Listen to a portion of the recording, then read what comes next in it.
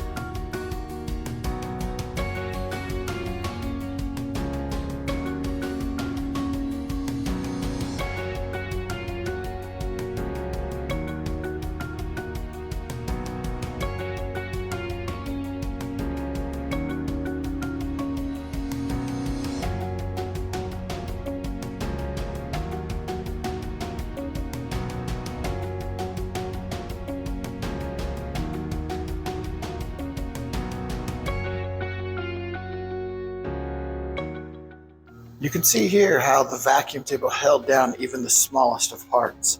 Let's go ahead and take out one of these guys. No tabs, I don't like to use those only because then I have to clean them up later.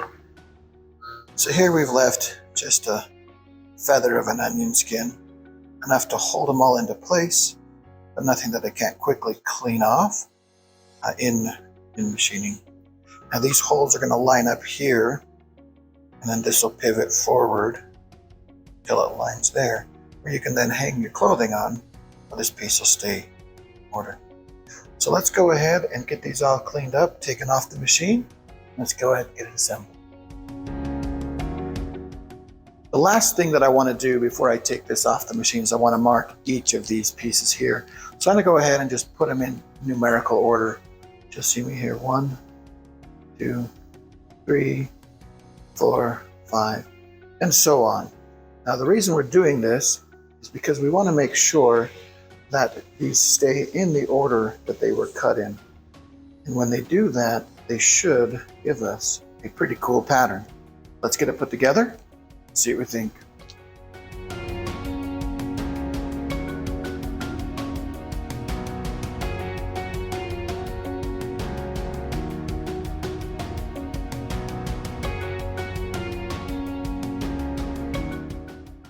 All right, with all the pieces cleaned up and our table cleaned off, you can see how the pattern of the wave starts up here and is going to travel down at an angle through this clothing hanger. The way the clothing hanger works, that this side here will come down and this side here will swing up, allowing you a place to hang your coats, jackets, or backpacks, or anything else that a kid in school might need. I'm excited to get this thing put together and hang this up in the room. Right, with all the pieces cleaned up and a couple of other things I had to buy picked up at the store, I'm ready to get this put together. First thing I needed was a 2-foot length of all thread, quarter 20 all thread, match the 1/4 inch holes, and some decorative cover nuts, some little button nuts or whatever. These are going to, of course, anchor on both ends to help it all stay together. The second parts that I needed were these 2 extra pieces of maple. I used maple because this is going to be anchored into the wall of my house, and I wanted them to be, nice and sturdy. These are planed to 3/8 of an inch and round over with the 1/8 inch round over to match the 1/8 inch radius of the cuts in here. All right, let's go ahead and get to work, see what we can get done. All right, I cut the all thread down to the length that I needed, and I've put a nut on one side here. We're going to go ahead now with my wrenches and other one there. We're going to go ahead and get these laid out in order on these boards here. So we're just going to snap them into place. This will take just a moment, but it shouldn't take us too long. Snapping them into place like this is going to ensure that those holes will line up. And I can also just double check to make sure that the wave pattern is what I wanted. I think it looks pretty cool for a first try. All right, now as these all slip in here, you're going to notice that I'm not using any glue yet. I will be gluing the maple to the back of the waves, but I'm going to do that after I've attached the all thread, and that will just make sure that everything is in perfect order here.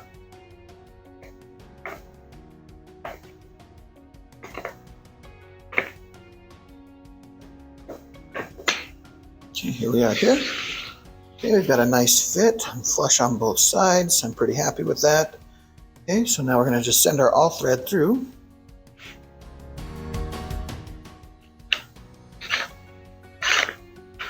It's nice when you use a CNC machine to do this job because it comes out perfect.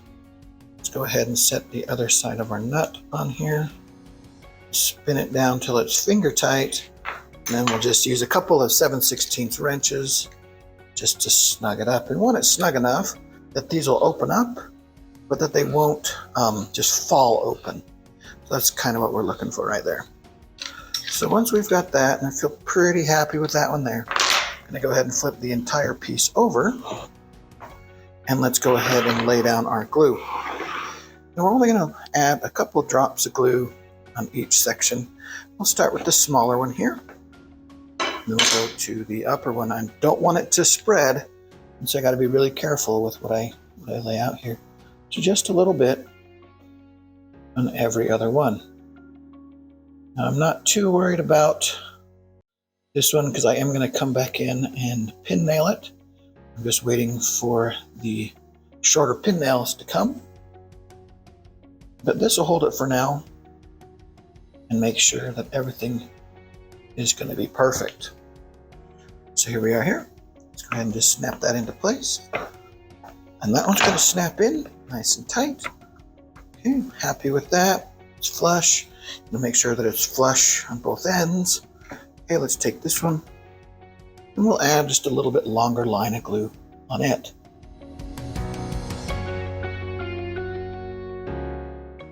And we've got to be careful that we don't put anything on the sections that we don't want glued, or they're not going to hinge out very easily. So just be careful with that one. You get a drip, clean it off. Make sure it's nice and clean before you go on. I'm going to be pin nailing this from the back side. That way you can't see it from anywhere other than the back side. And it will also make it so that it is secure. Okay, we're going to go ahead and just flip this back over now.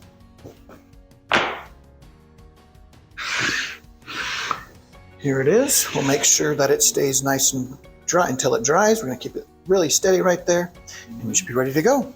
Again, you can see how this just folds up and folds down. Just a little bit of pressure here so that it will stay open, but it'll also stay closed. Thank you guys so much. We'll see you guys in the next one.